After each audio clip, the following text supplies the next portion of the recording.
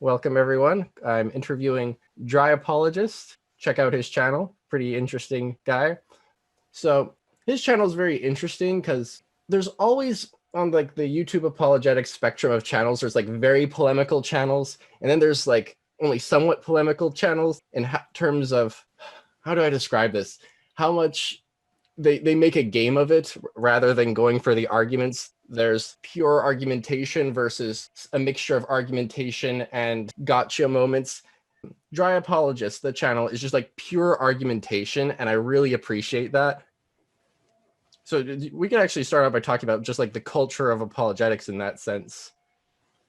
Yeah, I appreciate you saying that, because I find that our channels tend to be some of the only apologetics channels that are purely doing arguments. I guess like Elephant Philosophy is kind of like that, but I don't know that he considers his channel apologetics. But there is like the stuff when he gets into like Stephen or like rationality rules and Cameron Bertuzzi, like they're back and forth. He got kind of like very emotional in that stuff. And I don't know if you saw it, but they he and Joe Schmid, Majesty of Reason, released a video, I think it was earlier today, the day of this recording, where they actually did, like, they went through an article by Richard Carrier, and it was very funny. Like, they're just like, what is this guy saying? And that kind of stuff. So that was I started that. I haven't finished watching it. I think I watched about half of it. I try to avoid polemics for various reasons, but I won't bash on people if that's their thing. I've made some funny videos, or at least I think they're funny, but they were just like the Pine Creek trailers. Right. I had a whole series of Pine Creek videos, but I got his approval and such. But I tend to just want to focus on arguments, and even if that means arguing against arguments that Christians like, I'm gonna follow the truth where it leads. So I'm not gonna defend views that I don't think work, and that's just how I'm gonna be. So and this is just my intuition. I don't have like stats to back this up, but it seems like it's actually something that you need to. This is like a sacrifice you're taking by avoiding. I'm saying the word polemic a lot, but I'm going to go with it, like the polemic stuff. Am I even pronouncing that right? By avoiding it, because like that's the stuff people want to see. They want to see like the back and forth gotcha moments. So if you just focus on the argumentation, you're going to limit your audience to a degree. But there is like that is something valuable, like not enforcing like tribalism and just like going after truth seeking and all that. Unfortunately, and I'm trying, the little platform that I have on Twitter and YouTube to discourage the polemics that goes on, where it's like, oh, this is my tribe and we defend these arguments, and you can never say this type of argument doesn't work, or you can never disagree with William Lane Craig or somebody, and it's like, no, it really shouldn't work like that. And I mean, both sides do it a ton, but that's really not how it should work. And like, I've thought about like removing the word apologist from my channel, because some people, I found out very quickly that is like a dirty word on the internet, and but I'm like, no, I'm going to keep it, because I think apologetics should be truth seeking. I'm not here to just like, I mean, I have biases. I defend views that some people think I'm crazy for defending, but I still think that, that's the truth of the matter, as far as I see it. So I think that's how apologetics should be done. Yeah. Like one of my goals with my channel is like to move the whatever small piece of the culture in that direction, like away from the kind of us versus them mentality. Yeah. Okay. So do you want to move on to now something else? You released a video on Molinism today. We could talk about that. Yeah, sure. So, okay, I will I'll briefly, in case there's someone in the audience doesn't know what Molinism is, then you could give your problems with it.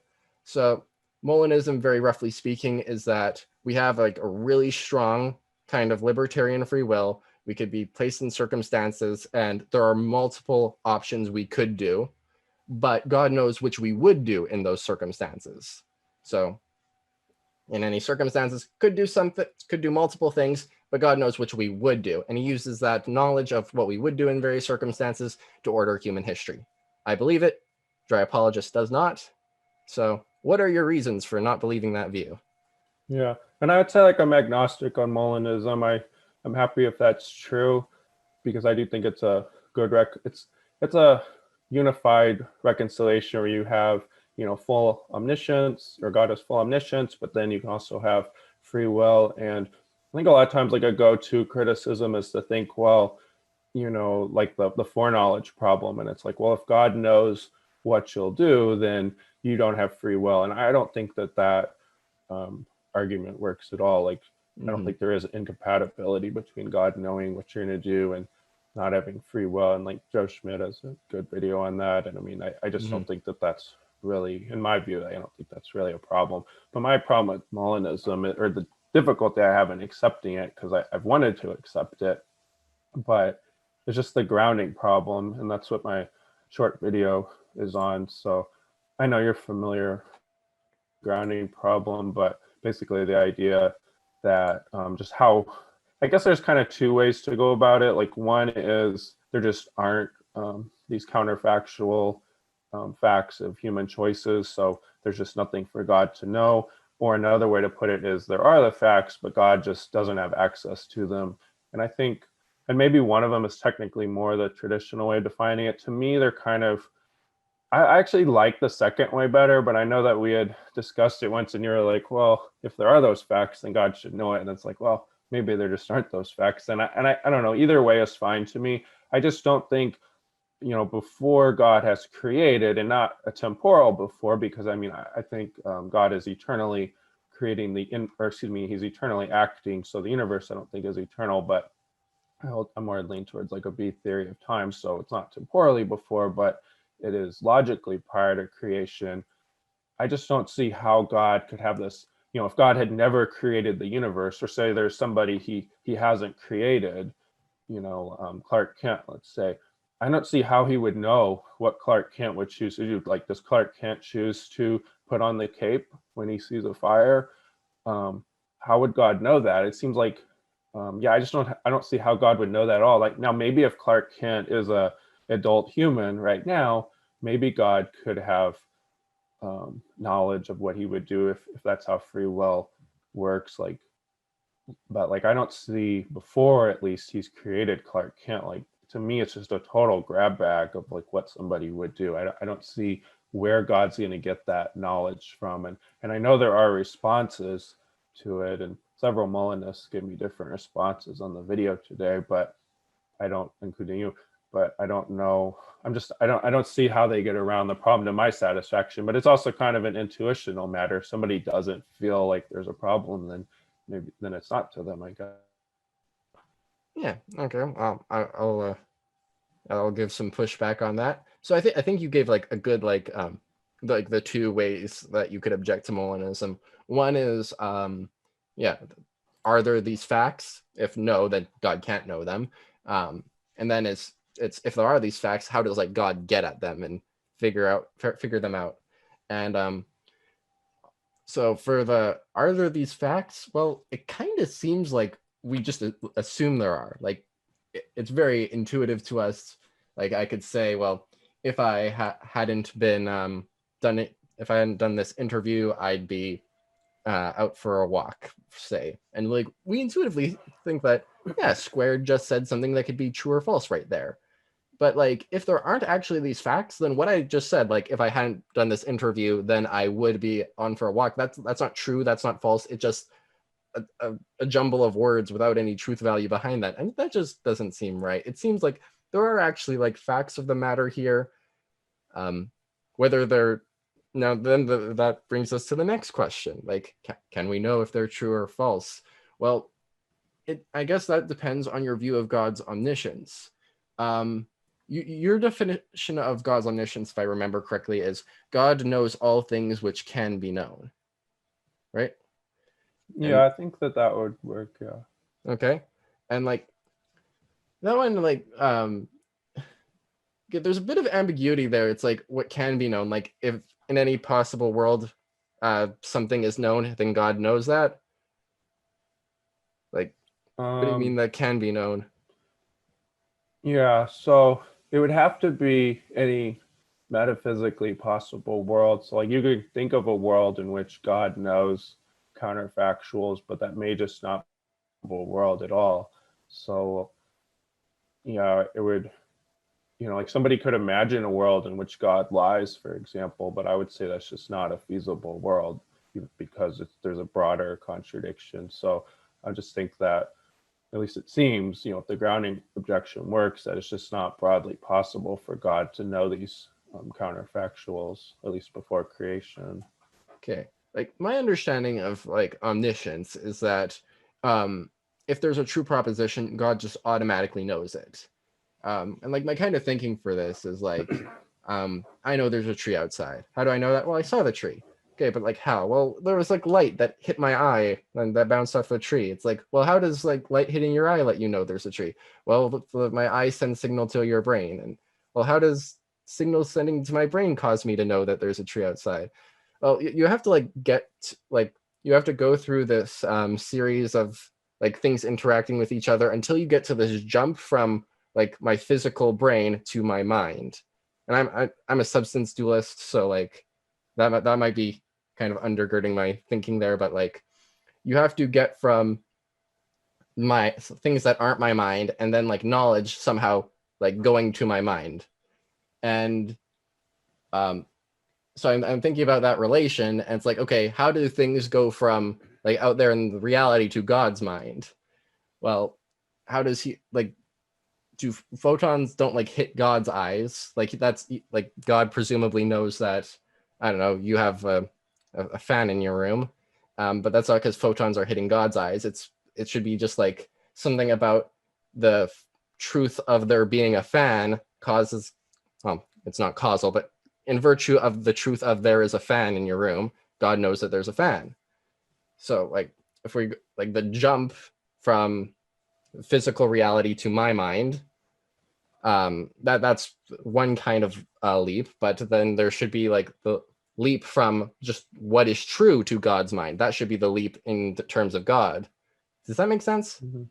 Yeah, I think I understand what you're saying, because somebody else raised, and maybe this is related, somebody else raised this objection, because the first video I had on Molinism, which, I've taken that down because I've redone a lot of videos, but it was like, I was arguing that like necessary truths you can have like, internally, you don't gain them empirically, but like contingent truths, unless you're the determinant of to gain them empirically. Now, I still think that's true, but like if somebody's like, well, somebody objected like, well, that kind of makes God like an empiricist, it seems. Now, I just think it's not like an empiricist, because I don't think God has like sensory faculties, but I do think it makes more sense to me that like contingent facts that he's not the direct determinate cause of, that he would have to gather that from the world.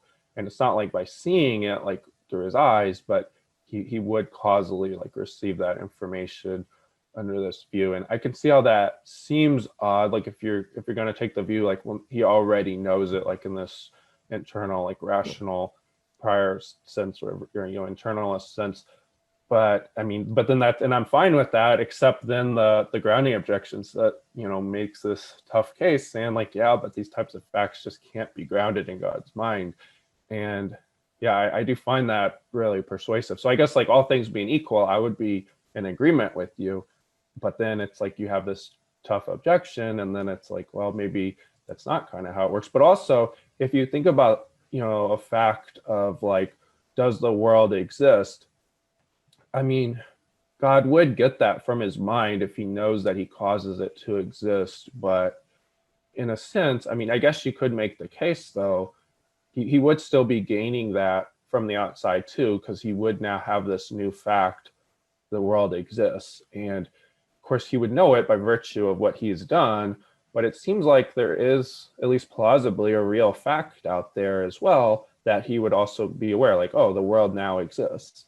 And he would receive that, it would seem. So like, at least plausibly, I mean, to me, it seems plausible that God does receive some information, even if you are a Molinist. But I don't know what you think of any of that. Oh, maybe I should try and put this differently. Like, Okay. there are necessary propositions that somehow go to God's mind.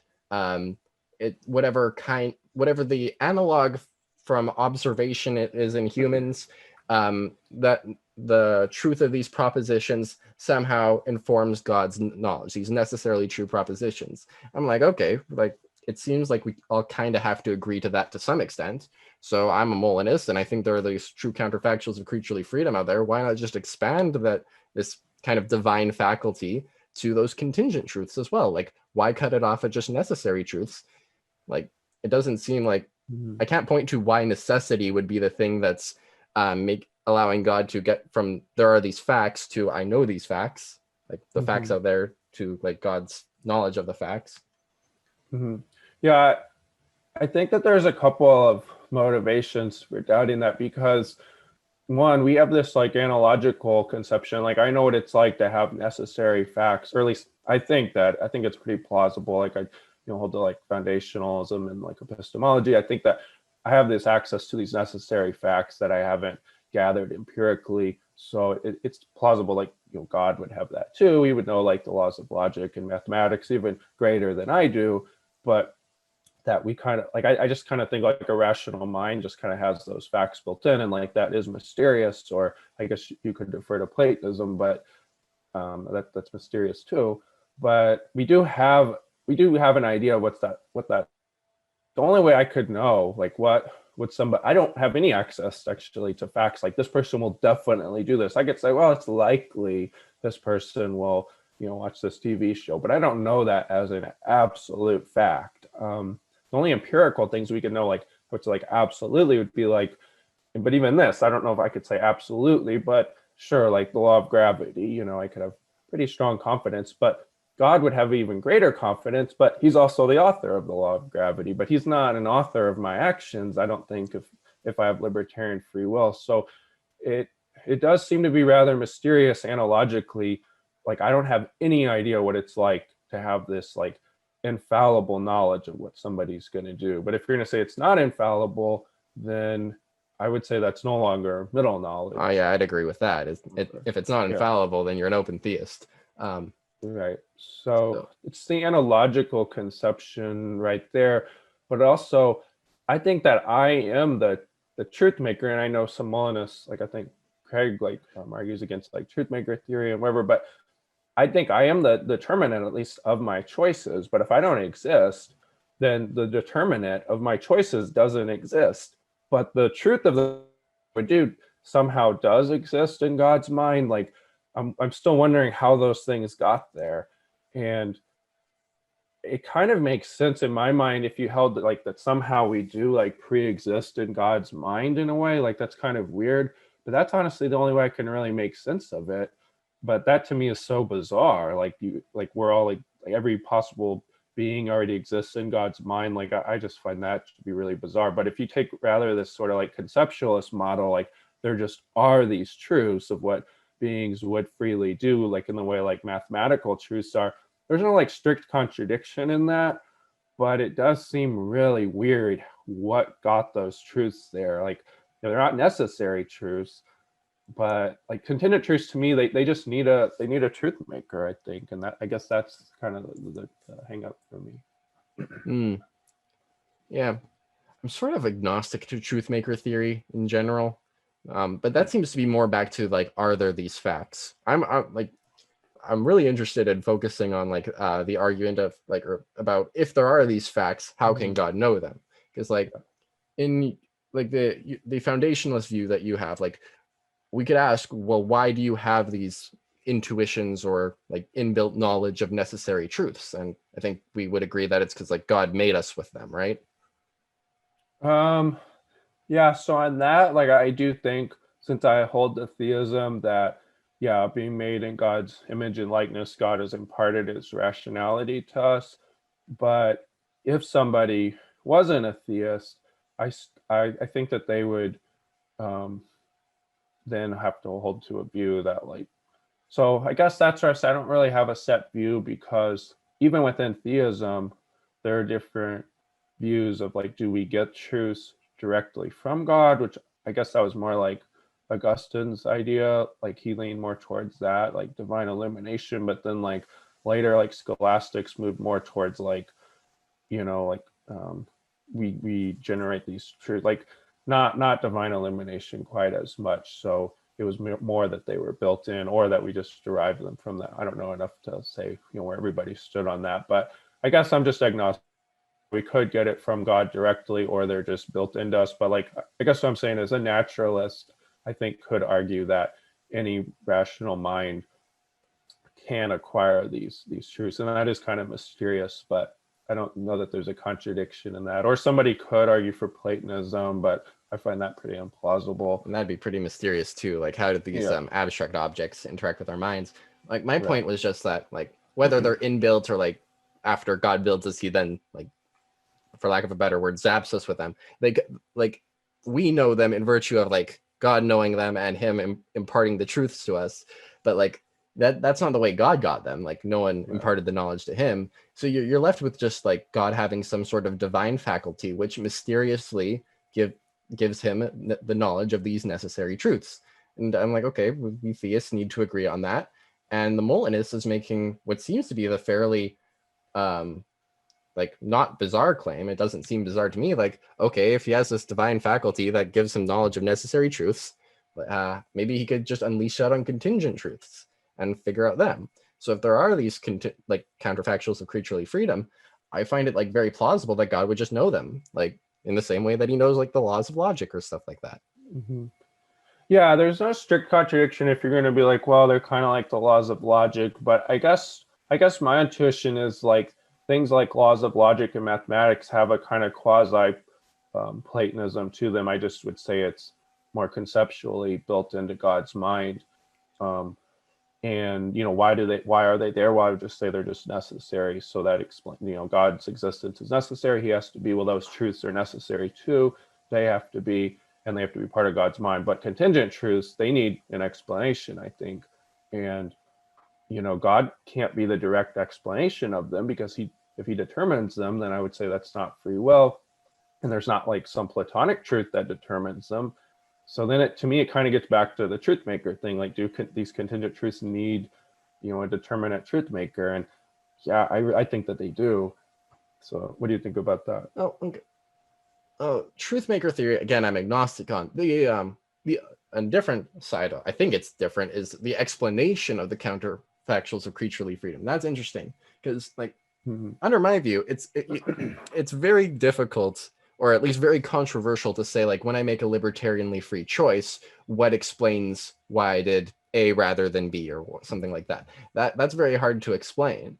So, but like, say you set on one sort of explanation of that, then it seems like that will inform the analogous explanation of the counterfactuals of creaturely freedom. So like, if you go like more of an Alexander Proust route, and like the reasons I have for doing A are the explanations for why I did A, well then that's the explanation for the counterfactuals of creaturely freedom. Like in the circumstances C, Jim has reasons X and Y, and to do actions 1 and 2, like all these. I'll probably have like some sort of animation so this is easier to follow. And the reasons X are the explanation for why he did action 1. Like, so whatever explanations you have for like our actual world free choices, whatever you think the explanations are there, that's going to be mysterious. And I think that's why people find the explanations of counterfactuals of creaturely freedom so mysterious. It's because like it's difficult to give an account of explanation of free acts in general. So like I don't see like them being counterfactual as making that more or less difficult. Yeah. I don't know how easy it was to follow there. Yeah, I think I got what you're saying. Like, that, well, at least the way I'm interpreting it is like libertarian free will is already like controversial about its explanations. I don't find it actually, I know people say that. I really don't find it odd at all to say like the explanation for why I do X is that I willed to do X. And I think it's only because, at least my impression is, it's people are kind of inserting a kind of deterministic, as in an external deterministic desire to be like, well, you got to have something like outside of you that explains it. And then it's like, once you grant that, then it's like you fall in prey to like determinism. And it's like, no, the reason why I did it is because that's just what I did. Like, I have these desires that maybe the set of desires I gravitate towards or I'm presented with could be outside of my control to some degree based on my genetics and upbringing and whatever. But I still think I pick between them because I have free will. And why I picked that one is because that's what I picked. And like, to me, there is no more explanation needed. I know not everybody accepts that, but I really don't see a problem with that at all. Okay. But yeah, I like to say like God would know how I would use my power. And there's like some fact of the matter.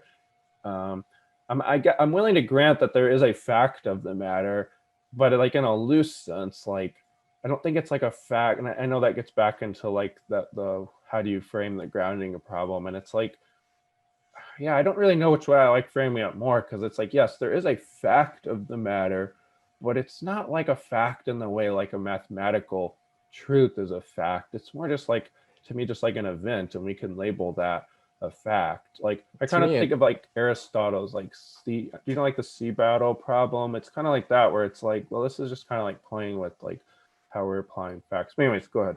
Oh, okay. Oh, to me, it just needs to be a fact insofar as like, it could be true or false. Like as long as like the CCF's counterfactuals of creaturely freedom could be true or false, but that's all I need. But like what you said is you think that the explanation of why I choose X rather than Y is I willed to do X. And like, okay, like I'm saying, like as soon as you pick that out, like you pick your favorite way of explaining free eight choices, then like the explanations of CCFs, of counterfactuals of creaturely freedom, they become like pretty, that you just apply the same explanation there. Why would Jim do A in circumstances C? Because Jim would will to do A in circumstances C. And like, okay, then that's you got as much explanation there as you do have in the actual world. It's just that you've made it counterfactual now, and I don't see like how that breaks it from being an explanation. So I don't know, like maybe this analogy like helps that. So like if you ask like why does God know 1 + 1 = 2, and be like, well, that's just a necessary truth that he has access to, just like we do. And like that, I had to dispute that, like okay. Because like we have knowledge of like the necessary foundations of truth and logic because God has them, and then the explanation for God having it has to be like some divine faculty to just know necessary truths, like maybe it's a perfection or something. Okay, it's like okay, he's metaphysically special. Yeah, okay, that helps then, I think, of where we're disagreeing, because I think I'm looking at it more like, I think like you seem to be grounding it more like God has this perfection, and maybe tell me if I'm getting this wrong, but he has this perfection. It's because he has this perfection that now he has access to these, and then we get access to them because he has a perfection. Okay, that's where I'm gonna. I think that to me there is a grounding issue with that as well, in my view. Okay. So I did a video, you might have watched it, on like the ontological argument a few days ago, and I think that that's the reason why I don't accept the ontological argument. I think it has the grounding problem too. And for a long time, I thought, my problem with the ontological argument is also my problem with Molinism.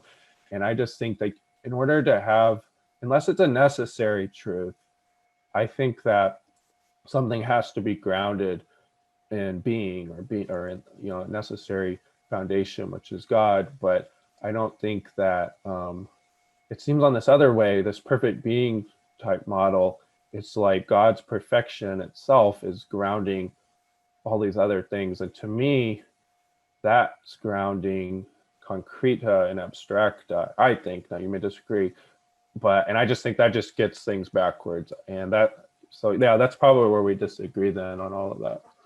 I don't think like I have any abstracta grounding anything. I'm a nominalist. But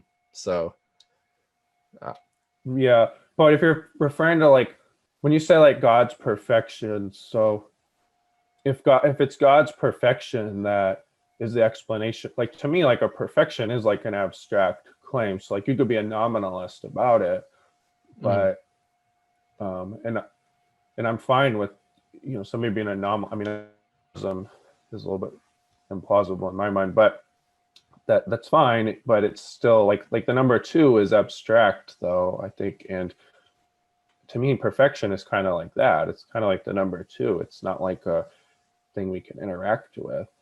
Oh, I think well, I think like if we actually talk about like ontological grounding, I think God's like the properties God has grounds what is a perfection and not the other way around. So I think maybe. I think okay, but then how would you get around the idea like, okay, God has, so it sounds like in your view, God has omniscience because God is perfect. Would that be your view? No, I think like knowledge is a perfection because God is omniscient. And why is God omniscient? It's necessary. You've reached like the properties God has. Okay, but then why is God necessary? Okay, I take the view that like asking why is X necessary isn't like a sensible question. Like, why is it necessarily true that the laws of logic apply? It's like, I don't think you can answer that. Right, Yeah. I agree. So then what role is God's perfection playing in your explanation for his omniscience? So like, if it sounds like the chain of reasoning is like God's omniscient because he's, well, it's more about like how it's more about our reasoning to like the properties God has, like whatever properties God has, he has them in virtue of the necessity of having those properties. So it's hard to like actually dig into more fundamental explanation there, but like how we come to know or reason about, well, does God have property X or property Y, is like our intuitions about what is a perfection. It's like, knowledge, that seems to be a perfection. We only have that intuition because God is omniscient and he built us with certain intuitions that can track with his properties. But we study those intuitions and like, okay, yeah, it seems like knowledge is a good property. So knowledge is a perfection. So God probably has omniscience. That's kind of the route I take. So yeah, I just wonder, I'll have to think about it more, but I just wonder if perfection is playing a kind of covert role though in grounding features, because I agree with you, like something is a perfection because God has it. Well, I think I agree with it. I agree God has all perfections, but I think that, I mean, the way I start, and then maybe this will help see, maybe this will get our disagreement about like classical theism, I don't know, but that God's the fullness of being and he thereby has all features of being. And I just think all features of being are perfection, in as much as I think being and perfection are just interchangeable. And we say God has all perfections, but to me that just means God has all features of being. Like, I don't really need to use the word perfection. It's fine if we want to use that word, but it doesn't like play an explanatory role. So like, if I'm wondering why does God have access to necessary truths, I would just say, well, because God just has an unlimited intellect, and unlimited intellect is going to have all the necessary truths because they're just a feature of being. So I'm going to ground it all just in that God's unlimited being. But to me, it seems like perfect being theology wants to ground it in because God is perfect. And I know doesn't sound like that's the route you're taking, but I just wonder if that is playing a kind of role in the way you're grounding God's attributes. Oh, like the ground of God's attributes, I think, is just necessity. It's actually funny, like in the debates on like what kinds of things can be necessary. Does all the necessary things have to be unlimited, or can you have like an OPI style necessary initial states with these like arbitrary values? I actually kind of side more with OPI in like what kinds of things could be necessary. So like I think that God has these traits necessarily, and then he's created us and we have certain intuitions, and those intuitions let us see what is a perfection, which is just to say we could see what kinds of properties God would have, and we follow these intuitions and we reason to what kind of being God would have to be like. So like that's the kind of route I take. So I'd call myself a perfect being theist because I think we have knowledge of what perfections are, and we could use that to get to the nature of God. But I don't think that's the ontological priority. I don't think like this meta property of perfection that some properties have is like what defines God. Okay, so would your view then be God has omniscience because God is necessary, and then it's necessary for God to have omniscience? I think God is God exists necessarily, and God is omniscient necessarily. Okay. Okay. So then I'm just wondering if it sounded like earlier you were saying God is omniscient because it's a perfection, but then I'm wondering if you're saying I, it's I more didn't. grounded in his, yeah, I go ahead. don't think I said that. I just think it is a Oh, okay. perfection that God has. Okay. But how we know that though, Yeah. how we know that he has omniscience, it sounded like you were saying we know Yes. it because it's a perfection, right? Like yes. I think that Right. well, we could also get into like revelation and stuff, but like that's one way of going about it. Yeah. Okay. But then how do we know that God has all perfections? Would you say that's because it's we intuit it, or Um, can you expound on the question? sure. Like, how do we know God has all perfections? Because I know you say that God has these traits because they're necessary, but then you were saying like you could see like the Oppie view that like, well, maybe like the initial state of the universe is necessary, but obviously, that wouldn't be God. So if God's like has these mysterious necessary traits, like we can't figure out why he has X and not Y or whatever, then we wouldn't have access to it. But if you say, well, he has omniscience because it's a perfection, then it would. So I'm just wondering where the like the chain of command is. I'm still just trying to see I, how that flows. I think the ontological chain of command is like you have necessity, and flowing from there is you have God necessarily and his attributes necessarily, and he creates humans with certain traits, so ontologically, and we have, and he gives us intuitions that could guide us to the nature of necessity. We know it's like probably cats don't exist necessarily. That's counterintuitive, and like intuitions like that can lead us to truth about necessity. Okay. That's Okay. that's kind of my view right now. Okay. Open Yeah. to change. Yeah. Well, I'm just wondering. It sounds like it's a view like we know God has these perfections through this like intuition that God reveals to us. Would you say you agree with that? Yeah, I think Okay. God reveals the intuitions to us, and that's how we learn about certain necessity. And there's also like scripture and like Right. Okay. personal revelation, like the Holy Spirit's witness and all that stuff. I think I could be wrong. I think Tim O'Connor holds a view kind of like that about like the PSR, but Awesome. I'm not There's sure. I'm not the only one.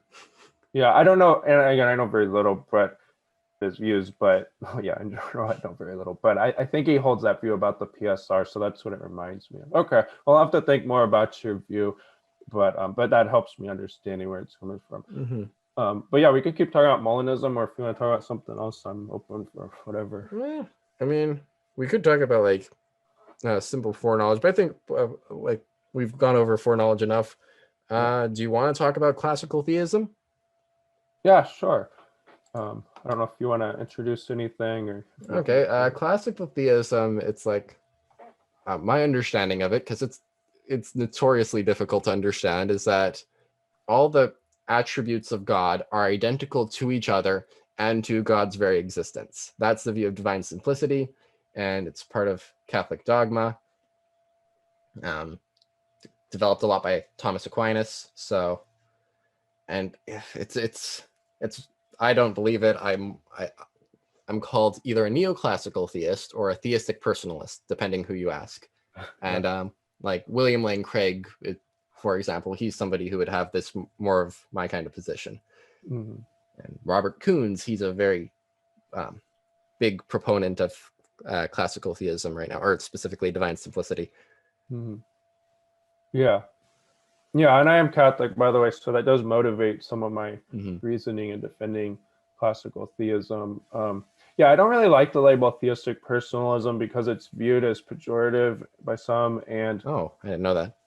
yeah, so recently I've been seeing neoclassical theism, like Ryan Mullins and Joe Schmid will defend that definition more, it seems. And I think that's more helpful because honestly, like if you're going around touting this pejorative definition, and like what if we were to find out like that actually is the correct view? And it's like, oh, it's not so bad. Like I wouldn't want to go that route. But also I don't feel like there is like that huge a divide. Like I do think there's a difference, but it's not like the theistic personalist definition or label. I at least has a history of being like, well, you guys are like believing in this like finite like God that's like it's like Superman or like it's just it's not really helpful when we're trying to like get at, well, no, there can actually be reasonable disagreements here. Like, you know, you might take one side or the other, but like it's not like somebody's believing in a different being. And also it's not helpful because when somebody says theistic personalist, some people get the impression that classical theists don't believe then that God's a personal being. And it's like, well, no, at least I definitely do. There are some classical theists that don't, but I mean, I certainly do. So yeah, I really find that label really unhelpful, but that's just my spiel on that. But yeah, so yeah, I agree with the way that you explained. So yeah, I guess classical theism, you know, holds to like divine simplicity, or at least typically there are different views, but yeah, simplicity, timelessness, immutability, impassibility, necessity, and some other things as well. But yeah, that would be the basic gist. And yeah, I've done a lot of thinking about it recently, because I used to not like, I was like, okay, yeah, there are reasonable objections against it, and that's not really like the main interest I have in like defending theism. But the more I've thought about it, the more plausible I find it to be. Well, I'm the opposite. Okay, yeah, and I think it's going to depend upon what tradition somebody's following, like philosophically and maybe theologically. That's true. Because like there are good arguments on both sides for sure. Like I guess I start with more you know, the natural theology. So like the first contingency type arguments that I defend, I just think that it makes a lot of sense that God's an unlimited being, and then from there, I think that classical theism is just going to follow, and I have a short video on that. But and I'm not saying everybody would agree with me on that, but also I just don't think the objections against classical. So it's going to be my starting point as a Catholic to defend those doctrines. Although there are different ways to like understand simplicity, like Scotus's view is a little more accommodating, but to like some of the objections. But still, I don't.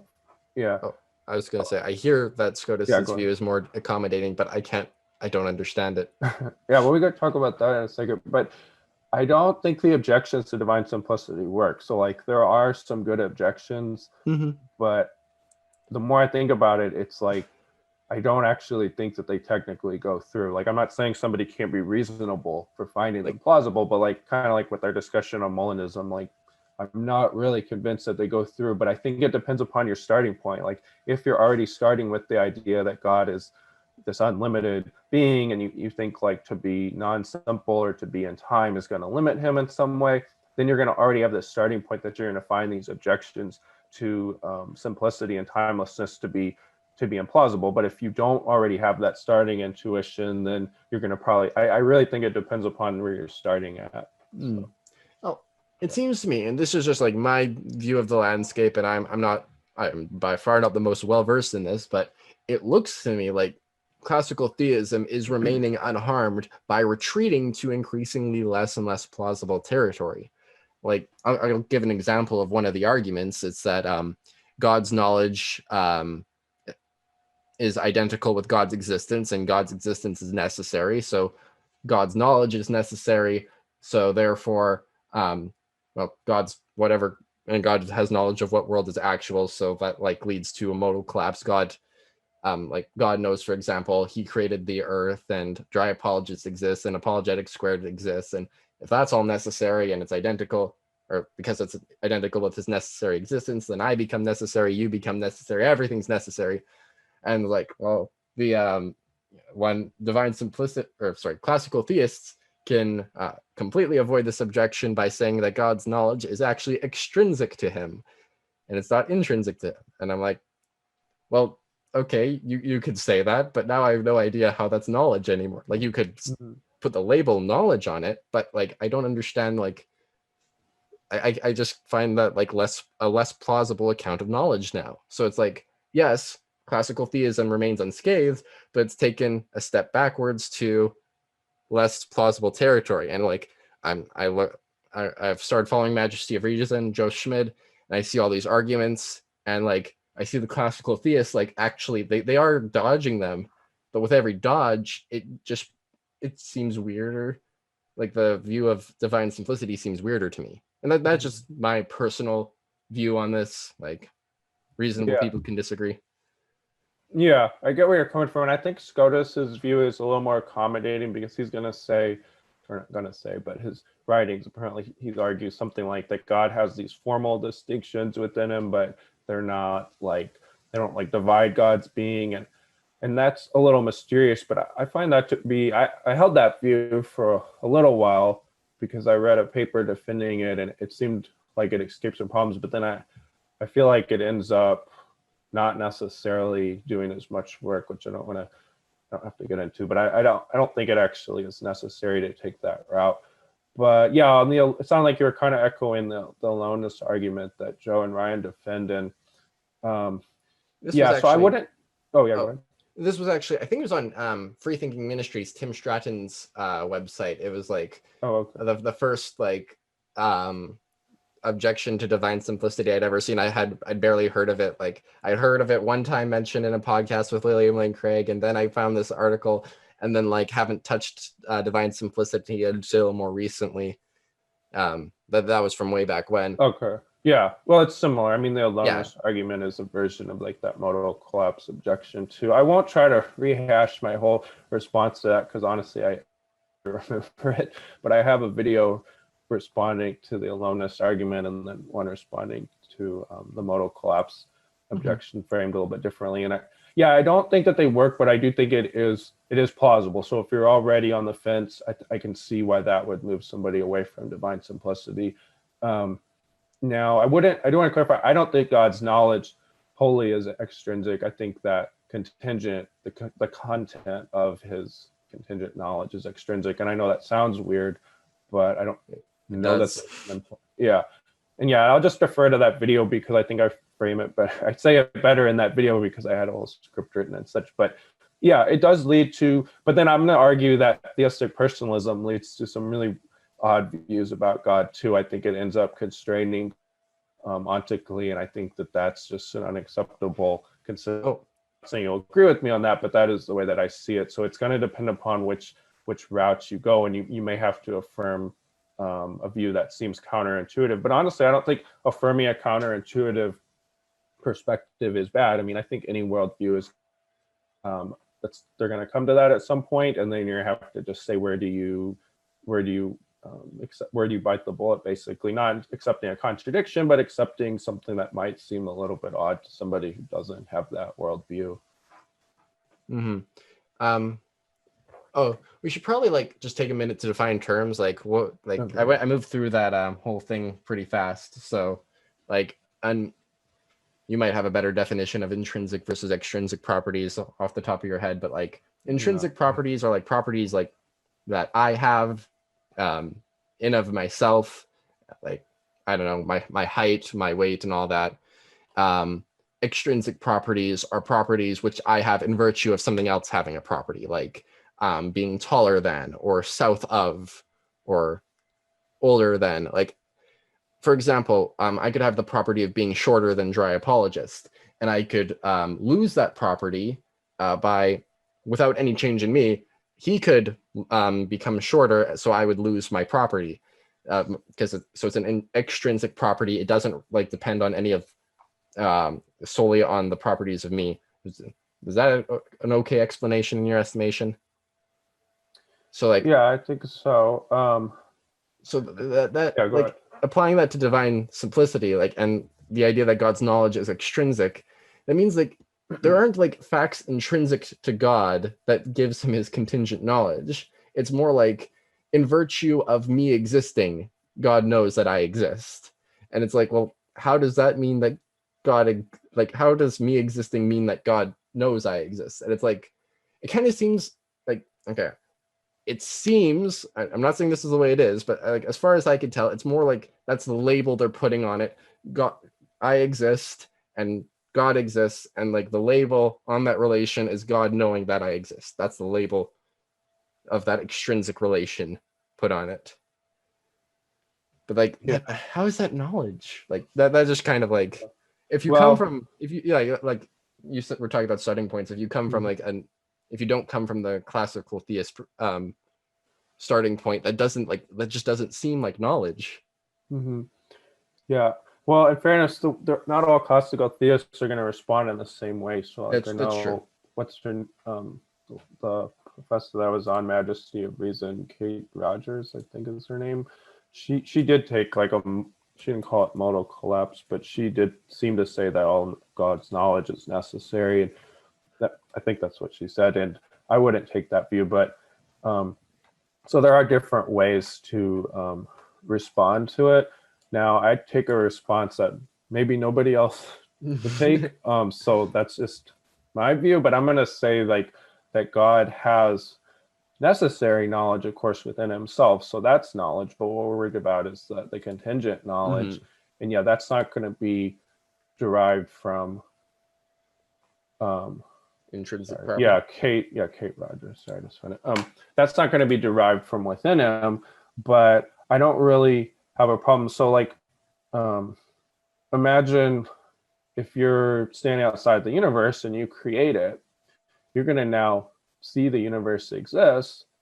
So that's why I talk about God's necessary state of knowing. So his necessary state of knowing is now going to it's now going to be encompassed into that awareness. So if you want to call it like the bubble of knowing, it's now going to pass over that contingent content, but it's not, that content though isn't derived from his mind. It's just now encompassing that content. Okay, so I have a little bit of difficulty understanding that. So like, isn't like God seeing it and like having the mental state of like seeing that there's a universe he made, like that would be an intrinsic kind of property that he would have in of himself.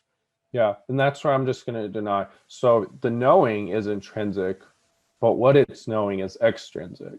So like, yeah, go ahead. Okay, so his knowledge like of contingent truths, say about my existence, like what God knows about my existence intrinsically is going to be the same in a world where I exist and a world where I don't exist. So I don't grant that. Intrinsically to him, because like all of his intrinsic properties, according to the divine simplicity, because of all this identity stuff, like all of him is identical to his existence across possible worlds. Like his intrinsic knowledge of my existence is going to be the same in the possible world where I exist and the possible world I don't exist. The difference is going to be like extrinsic.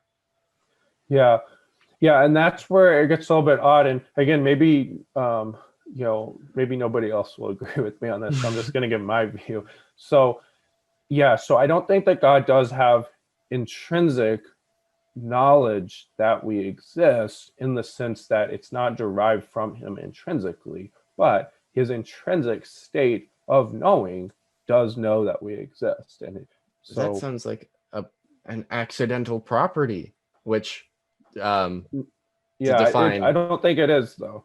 And we're probably just not going to agree on this point. Hold on, can I just quickly define accidental property? Yeah, sure. Like an accidental property is I could have like that could change without like me no longer being identical to myself. Like for example, if I became a math equation, well, I can't be a math equation. I'm like a person, so I wouldn't be identical to myself anymore. But like if I got a haircut, well, that's like an accidental property. It doesn't change me, or like my identity of me being me. Okay, so like, and divine simplicity explicitly denies that God has any accidental properties. Right. Another way to put it is that an accidental property is one which you have in some possible worlds and not others.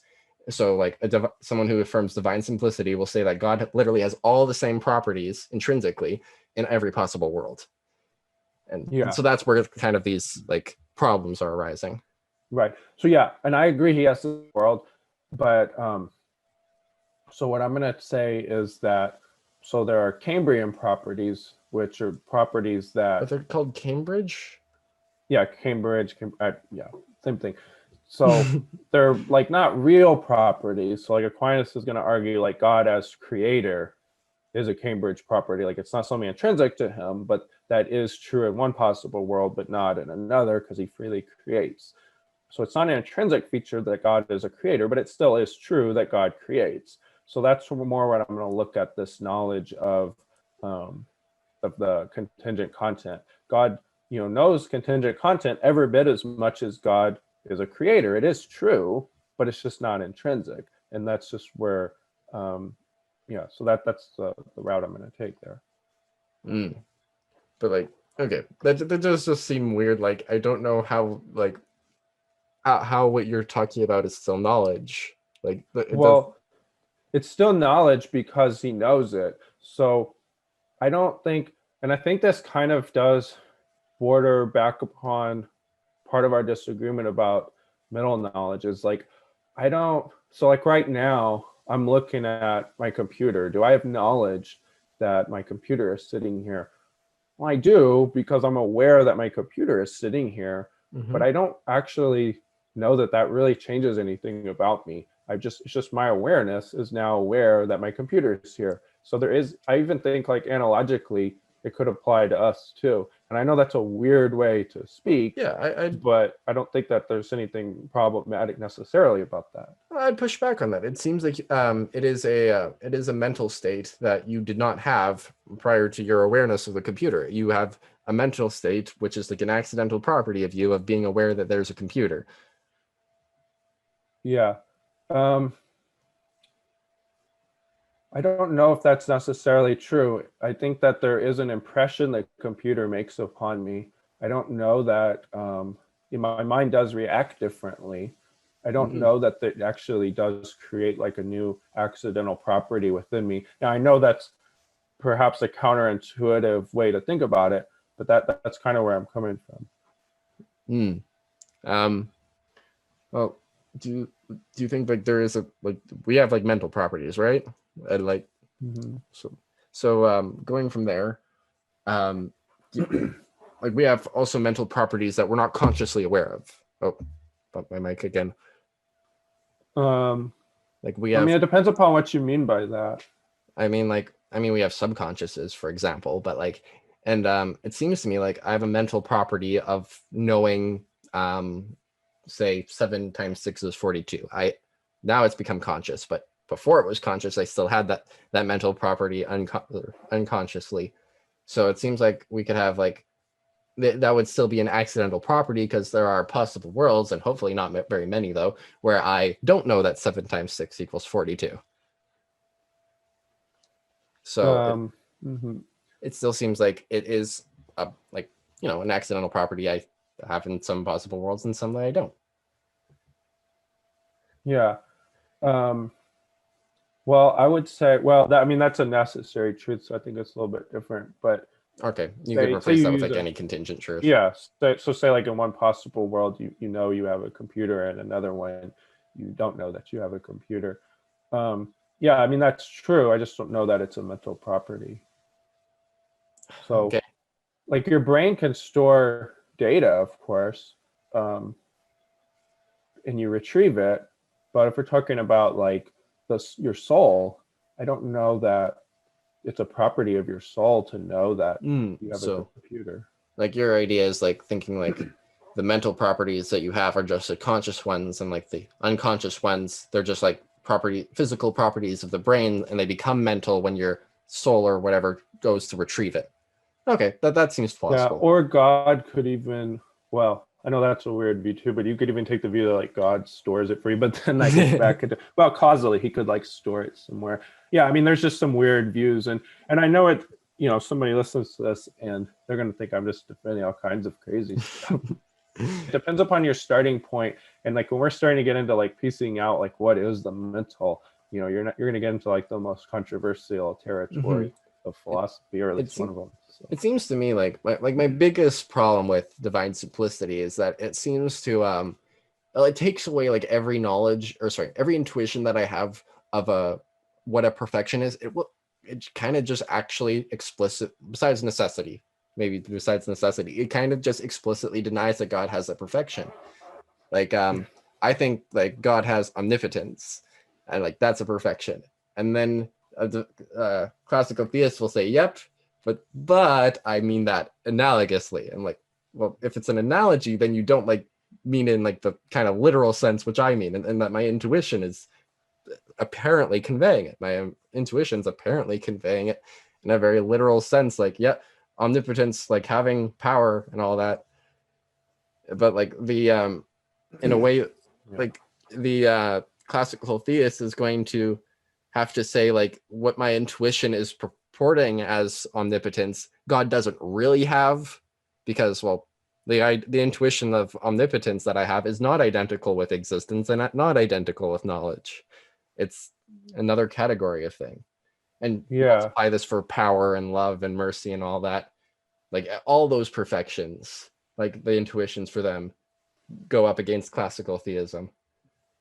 Yeah, I don't really find that a problem with classical theism and simplicity to my mind, because to me, I don't really think like power, like if we're wondering if like awareness of like an extrinsic item is a property, I really don't think power is a property. Like I think that's just something like a being can do things and has the ability, like has causal power to do things, but I don't really think like there's a part of God that is where he stores his like power. And I'm not saying you say that, but once you recognize that though, it's like, well, what does it really mean for God to be all powerful? To me, it just means that God has causal authority over the rest of reality, and it's or something like that. And it's like, yeah, he has that, but I don't really see a problem with reconciling that with simplicity. Classical theists will say like that omnipotence or like that causal power is God's pure act, which is also identical with himself, which is pure actuality, which is identical with his existence and all that stuff. And I'm like, okay, I don't know what you're saying anymore, but you're not talking about the thing which my intuition was talking about. My intuition was talking about this like, this power that agents have to do stuff. The thing you're talking about, you're not talking about what my intuition's talking about anymore.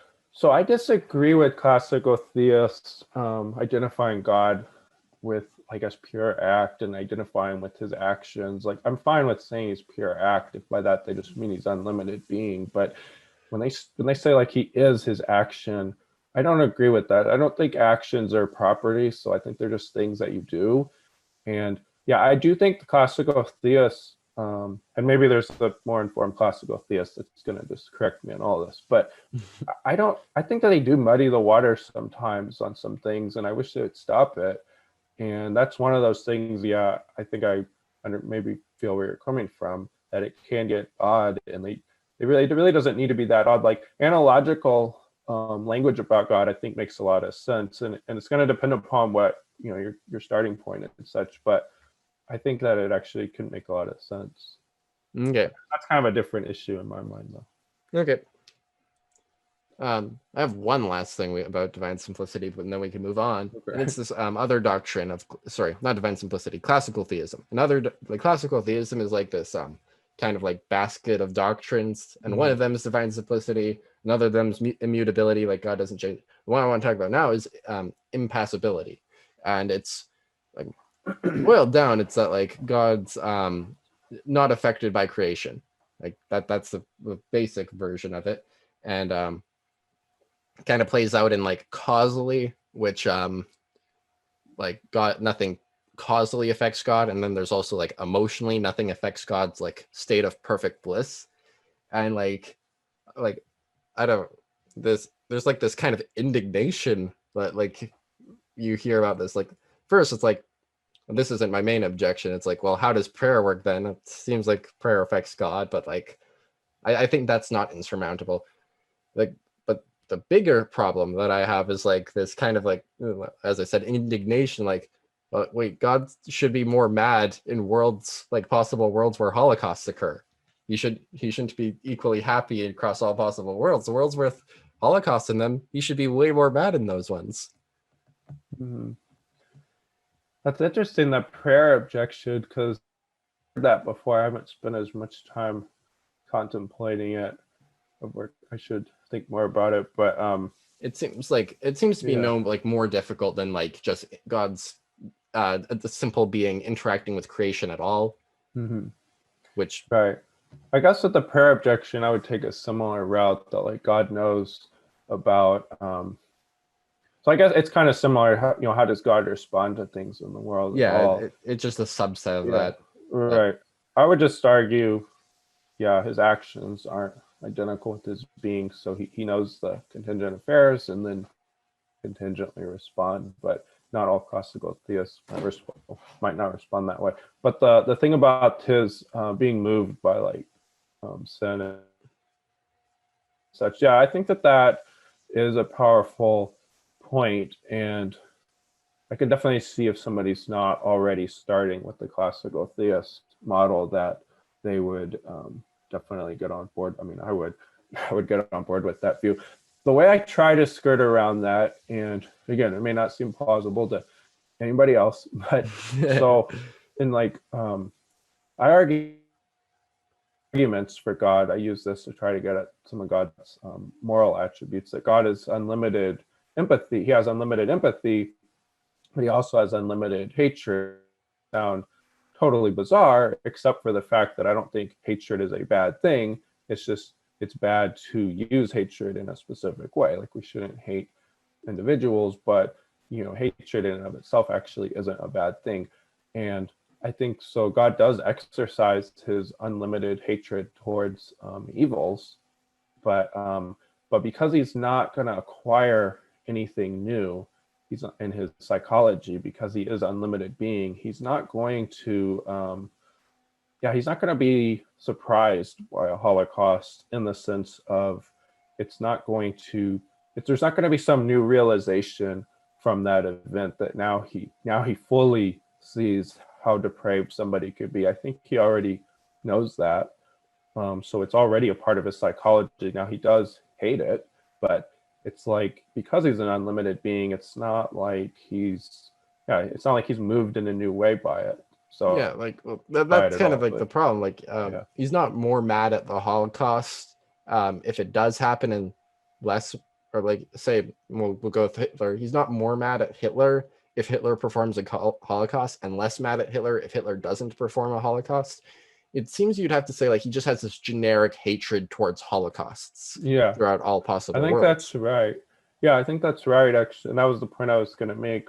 Now, I mean, maybe there's a better response, but that does seem correct from the classical theist perspective, that he just hates Holocausts, and when they occur, he is going to exercise his hatred towards them. And obviously that'll get into, how does he do that will be a different question. But I could see how that is a difficulty. I personally don't find that an intellectual difficulty, because I don't think it conflicts with God's justice or his love or mercy or anything. But I could see how, if you're mapping out like what you think God would be like, you might not personally, or find that attractive, I guess. And this is just an example of what I was saying earlier. Like, classical theists can get around stuff, but it seems less plausible. Like, well, how does God like get mad at Hitler for Holocausts? And it's like, well, God has generic hatred for Holocausts in every possible world. I'm like, okay, you can save your view that way, but it just seems less plausible. And like, it's like all these like little chips, like every argument causing classical theism to take one step back, that makes me like, I'm fairly confident. I personally am fairly confident that the classical theism is false, but like, I should phrase that differently. That's fine. I give a high credence to me thinking classical theism is false. It's okay. You'll learn one day. Okay, thank you. You'll be praying for me. Got it. I just have the opposite perspective, but it depends upon our starting point. So, yes, it does. Being a Roman Catholic, as I am, and then also just reflecting on God's, and that's why I really like to focus, like, well, God is, I look at it more like, are these doctrines defensible? They're certainly objectionable. Like, just intuitively, they're objectionable, but are they defensible? And it's like, yeah, I find them defensible. And it's like, do they make sense if God is unlimited being? And it's like, in my mind, like, yeah, they do make sense if God's unlimited being. They seem to like plausibly follow from that. And then it's like, okay, and then when we reapproach these objections, we have to take what sound like are some counterintuitive proposals. Yeah, but all things being equal, it's like, God, I actually think it makes a lot of sense, but I do hear where you're coming from. Okay, thank you. Yeah. I mean, I was pretty sympathetic with neoclassical theism not that long ago, but then I'm like, okay, I really need to like think more about this. So now I'm like really excited about defending classical theism, but I do understand where the neoclassical, and that's why I try to emphasize, I don't think there's that huge of a divide. It's like these are two different ways of looking at it, and I think both are defensible. And that's why I don't want to like say, call them theistic person, I like to use the term neoclassical theist and recognize like this is a competing model of God. But. Okay. So I think that's good for like classical theism, but I have a list of things I want to talk about. How about we move on to like perfect will theodicy, your favorite theodicy? Okay. Yeah, this is the thing I've talked about the most. I don't know if anybody else, sometimes I'm just talking into the void on my channel. I've listened to it, so. Yeah. Well, I never know if people are listening to like the live streams I used to do because I didn't get hardly any feedback. But now I enjoy making these short little videos more. But the problem of evil has really bothered me for a long time because I used to take like this William Lane Craig type approach, or I agreed with his type of approach, even I think before I really heard him fully articulate it, like, God could see good coming from evil and he could arrange the world or allow it to play out that way to bring this greater good from it. And I think that is logically defensible. I can't prove that that's not the case, but I do think that gets into some really difficult territory for a number of reasons. So, I've gone through every theodicy that I found, and I just find them all to be wanting.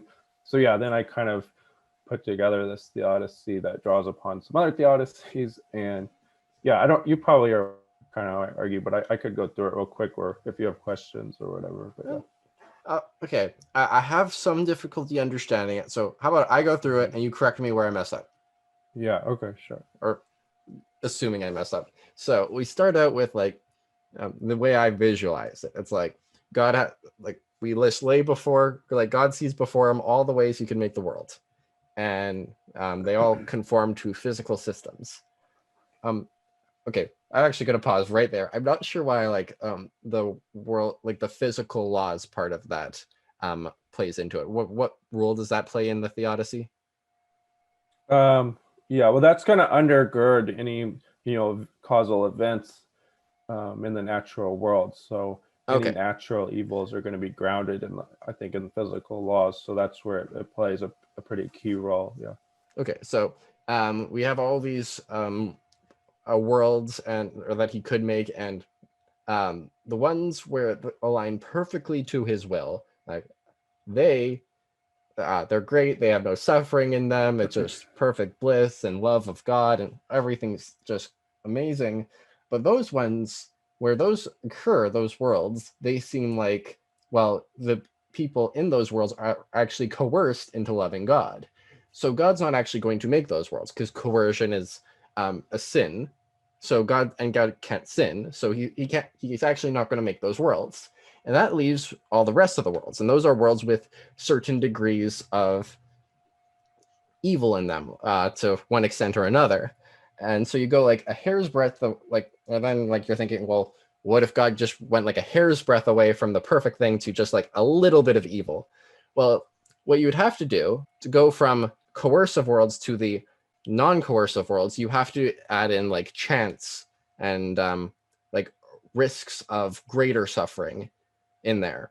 And that's where things like all the evil in our world, like the huge levels of evil in our world, they come from those risks that God has to build into a world that's not coercive.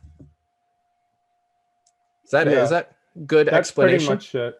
Yeah, the one thing I would add in, at least it's more explanatory in my thinking, is the role of the laws. So like if a world is, so that's why I talk about this system of physical laws, if it's fully conformed with God's mind, or I'd say his intellect and will, then they'll to bring about those things that God desires. If it's only partially conformed, then it's like God is still causing the laws and he's still ordering them, but the order is not fully matching his intentions. So that's where you get the I don't remember the word you use, but basically imperfect, or the natural evils and such are going to come about. So that's where that plays that causal role in my mind in the Theodicy. But otherwise, yeah, I mean, I agree with what you said. Okay, so I think I actually I'm gonna give some pushback on that. It's like it doesn't seem that God is bound to make a world that actually functions under laws or physical laws. It seems like he could make like a bunch of substances in the world, like subatomic particles or whatever. And each subatomic particle, it does like its own thing. It has its own way of interacting with every other subatomic particle, and it's very, you can't like generalize any of the actions, but because God's so good at ordering things, he does like allow conscious agents, or he does like set it up so that conscious agents could appear.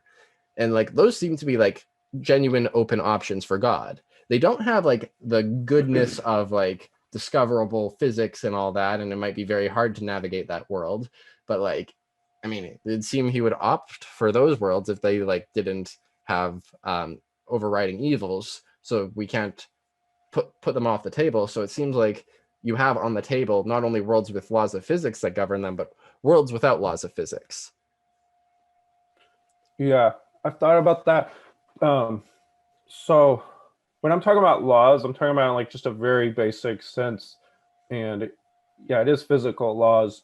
But like when you said God arranges things, that to me is a law-like process. So I take the idea that any created world needs laws. I just take as like a synthetic, like necessary truth, like unless it's just a complete chaos world where you're just getting like, sound and noise. And even that to me, like, I don't know if I could conceive of a world that has any order at all unless it has some sort of causal laws undergirding it. So, and then, yeah, go ahead. No, that's fine. Go ahead. I guess what I'm like picturing is like a haunted house kind of world where it's like it just like things happen, like, I don't know, like sheep randomly catch on fire, and like gravity is 12% stronger on Tuesdays, and things like that. Rain falls up every once in a while. Things like just like a random haunted house world like that. It seems like that's an option that God has available to him.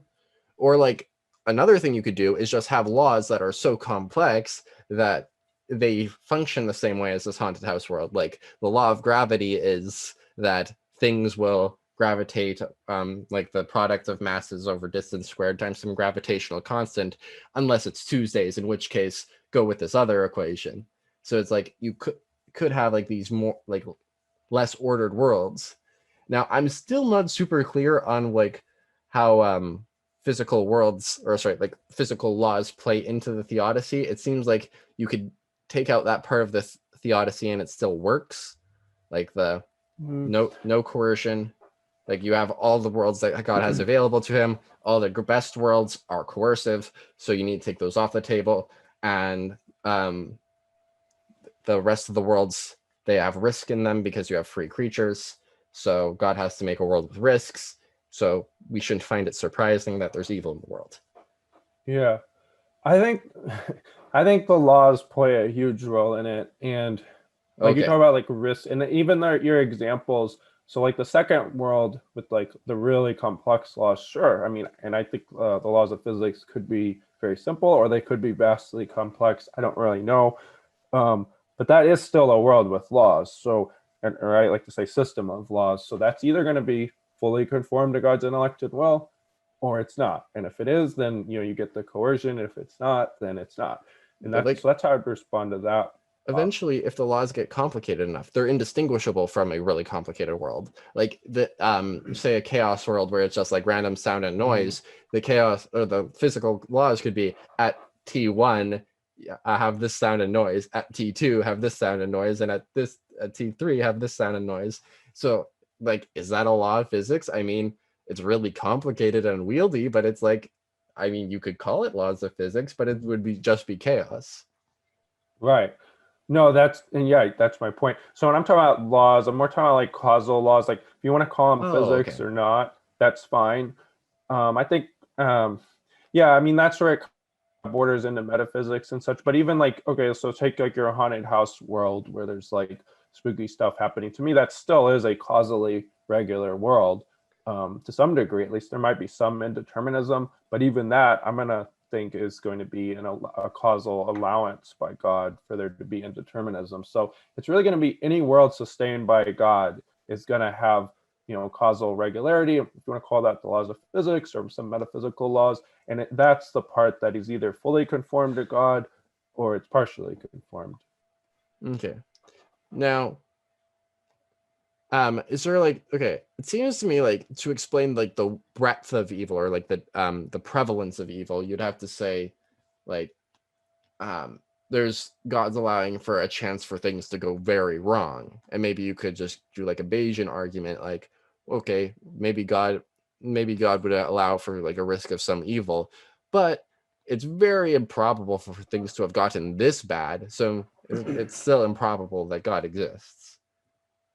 Yeah. So that's an interesting point. So I'm inclined to think, so like William Rowe, I don't know if he was the originator, but there's this idea like, what if we lived in a world and there's just suffering all the time? And that's the world we find ourselves in. There's just nothing good in it. Could that world be created by God? I'm inclined to think no, like that world is just so purposeless that would, I mean, I can't say definitively, like, you could still argue like skeptical theism, but that just seems so bad. Well, but I don't think that's under your perfect will theodicy, or is that what's called perfect will theodicy? Mm-hmm. That could happen. Like God could make a world with risk, and then he gets really unlucky, and just any chance for suffering that there is, it does get actualized. Right. So that's what I'm getting to. So it could be, but I'm still inclined to think a world that bad, God either wouldn't create it all or he would end it pretty quickly. Like, I don't know. I'm just inclined to think like that's just too bad.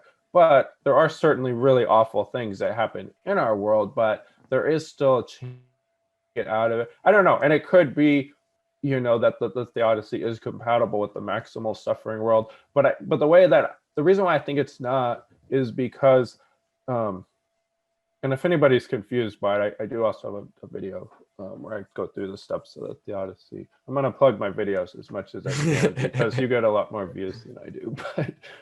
But there's going to be some general conformity. So it's a partial conformity. So, in the world, orderly, things that we would think like God would make, like trees and planets and humans and so on. Like I could say like, yeah, that is what God intends. Like if we lived in this heavenly world, like new heavens and new earth, we're going to find things like that. It's the disordered type stuff like cancer and, animals needing to prey upon each other, these evolutionary glitches or whatever. Those are the types of things that I'm going to say that's where things have gone astray. But those don't make up the totality of the world. But if we lived in a world in which there's just maximal suffering all the time, and like I think like in Rowe's example, maybe like people just like wake up and they find themselves just like a disgusting sea. Like that world almost seems like engineered to just like torture people. Like that does not seem like that is like really like working towards like a benevolent being's purposes at all. So that's kind of my intuition on that. So it seems then, so like really bad evils then would actually still overcome the theodicy. But if it gets bad enough, so it seems then the really bad evils in our world would still then have some degree of evidential weight against God if all we had was your theodicy. So I want to clarify. So it's not really an instance. So my intuition here isn't really that it's an instance of really bad suffering in and of itself. It's the idea that the world has no possibility of anything good. So like like a hell on earth, and that I think would be compatible with the theodicy. It's more the idea that if we lived in a world that's engineered, that it is like physically or metaphysically impossible for there to be anything good ever, and never has been. That's what I think it would be too extreme. I'm inclined to, but again, I wouldn't say that proves God doesn't exist, but I would be inclined to think that's pretty strong evidence against God. But like instances of suffering, certainly I think there is some prima facie, I mean, I grant there is some prima facie weight to the evidential problem. Like I get it.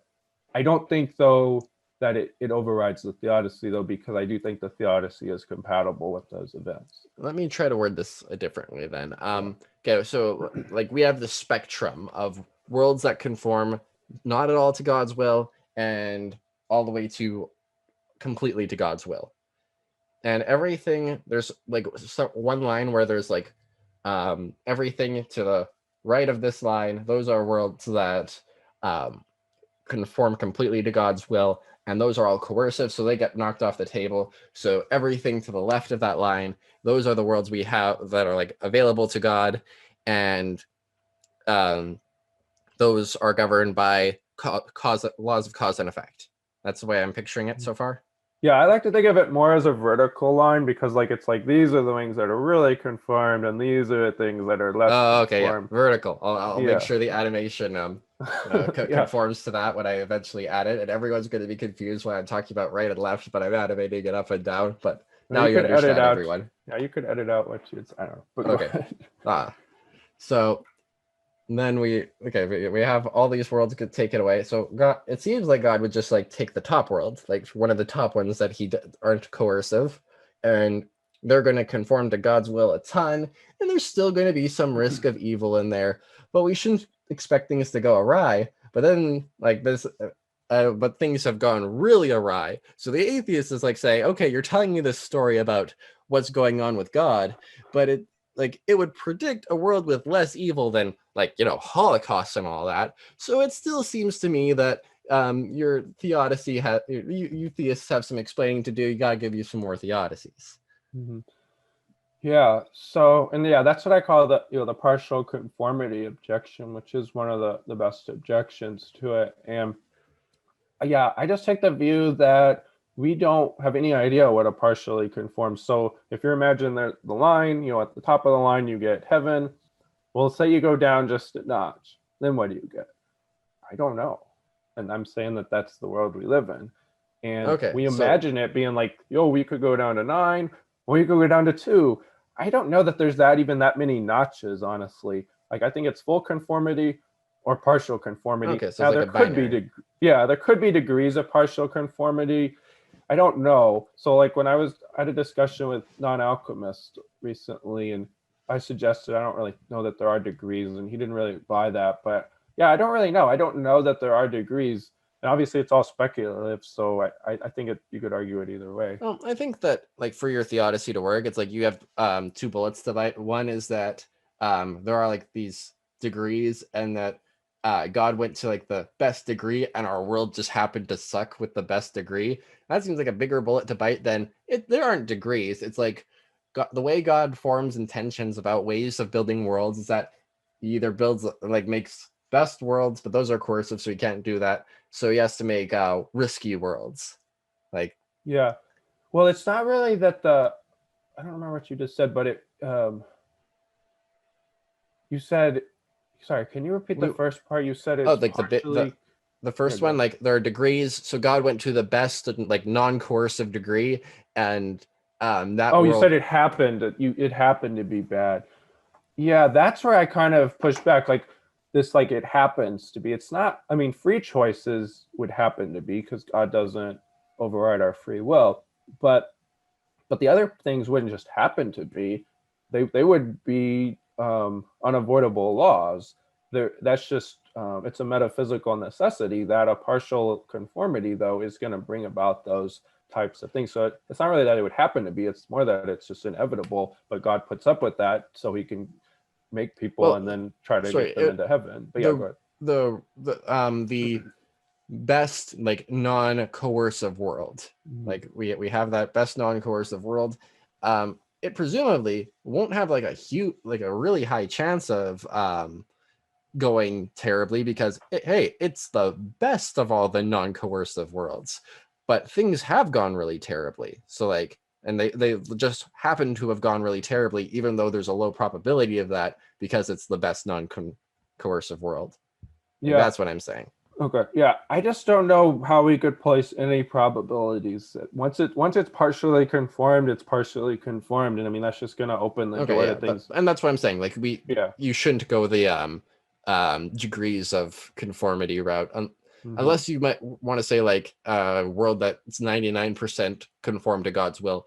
That's still coercive. 98 still coercive. So then you get to some constant that, because of moral truths beyond our comprehension, once you get to 12% conform to God's will, that's when it's no longer coercive and he can make it. And at 12% conform to God's will, then all the stuff like Holocaust become Right. imaginable. That's more attracted to the binary view. Like it's either God creates in full conformity or he creates in partial conformity. Yeah, and you could say like that, maybe that's just the way God's intention, like because he can't sin, the only way to like not intend to sin, intend the evil is like if that's the way he forms his intention.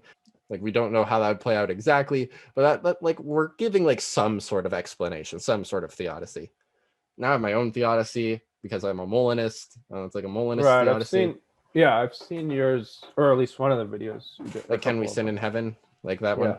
And like I think that Molinists are actually like forced into giving. I think I want to eventually put this in a video, but I think that Molinists are forced to say that we can sin in heaven, otherwise, or they should just become Calvinists. I could get into that because I see where you're coming from, but like I hold the libertarian free will. I'm just not sure about God's middle knowledge, but like I guess it depends upon how you're imagining free choices. So like I think we'll have the physical ability to sin. Like I think God has the physical ability to sin. Like there's nothing physically that stops him, but he is so good that he's not. I mean, that'll get into whole other ontology, but he's a morally perfect being. No, so he's like not I'm talking like bona fide possible worlds branching off from the actual heaven world where there are sinning creatures, like that, like bona fide possible worlds. There aren't any possible worlds where God sins. There are possible worlds where like people in heaven. I just don't know why you'd have to hold that view. Like I guess it depends upon what you're. I mean, I've seen your video on it, but why couldn't you just say that? Like in our world right now, well, I don't know your view of like the afterlife, but like, if somebody's like beholding the beatific vision, or somebody's now like so morally perfected, they're just like not gonna sin anymore. Like God has sufficient reasons not to do that now, but like, I don't know that you would need to have these branching worlds where people are sinning in heaven. Well, because I'll try and explain this as succinctly as possible, but like, because I'm going to dedicate a video to this, I might cut out this part of the interview. Okay, that's fine. Yeah, it's getting pretty long. Yeah, sure. If you want to wrap it up, or if you have anything else. Okay. I have one last question. It's very important. What's your favorite color? I'd have to go with blue. Okay. Well then. Okay. You're a classical theist and your favorite color is blue. Okay then. What's your favorite? Oh, I love red. Oh, yeah. Okay. One of my least favorite colors, but maybe that sums up our disagreements right there. Okay, yeah. You're a classical theist. I'm a Molinist, and your favorite color is blue. There we go. Okay. I thank you for this interview. I really enjoyed it. Do you have any closing remarks? No, yeah, I definitely appreciate you having me on, and anybody who has any questions for me or wants to talk to me, I'm always open.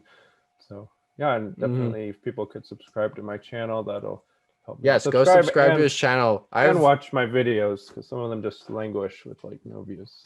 I have slightly more subscribers than you, so that a few more. So that means there are some people who are subscribed to me who are not subscribed to Dry Apologist. So you guys, what are you doing? Go subscribe to Dry Apologist. Yeah. Okay. Have a good one. God bless. Yeah, thanks.